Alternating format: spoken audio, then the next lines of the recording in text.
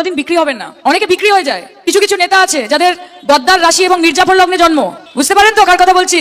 তাদেরকে দেখে বাংলার মানুষ চিন্তিত হয়ে পড়ে যে বাবা কাদের হাত। আমার মতে নতুন একটি ভিডিওতে আপনাদের সকলকে জানাই স্বাগত। ছবি দেখলেই ইতিমধ্যে বুঝতে পেরেছেন আজ বিষয়টি কাকে নিয়ে।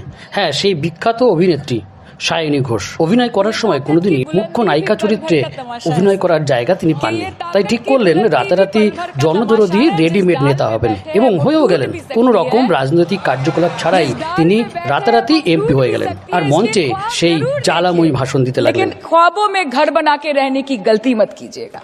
বলতে চাই যে এরকম সময় যারা মমতা বন্দ্যোপাধ্যায়ের হাত ছেড়ে দেবেন তারা পার্টির ক্ষেত্রে বেনজল।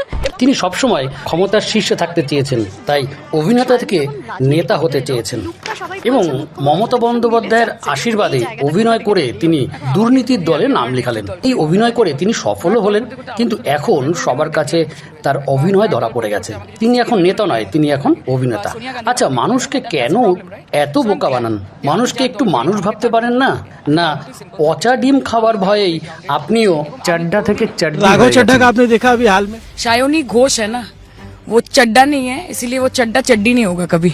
तुम्हारे দিল্লিতে তৃণমূলের বিদ্রোহী ব্লকে এবার সায়নী ঘোষ पार्टी बदल लिया साला।